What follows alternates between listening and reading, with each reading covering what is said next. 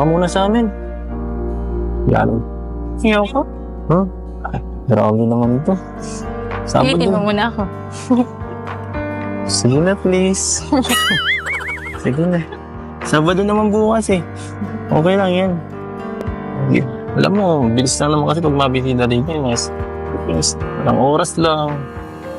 Kulang na kulang para sa akin yun. Siyempre, gusto pa kita makasama. Pwede naman kita ipaalam kala kala mama mo, kala mami. Saka, gustahan mo naman ako dun. Lagi na lang ako dito pumupunta. Tagal mo nang di natutulog dun kala Joe. Marami pa po kasi ginagawa dito sa bahay. Lalo na po may baby. Baby. Okay. Baka hindi ako pwede po ngayon. Bakit naman?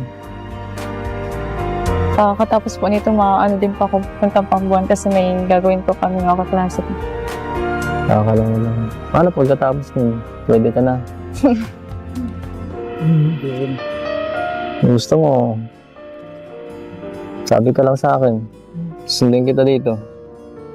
Ha? Hindi po, kasi gabi na yun.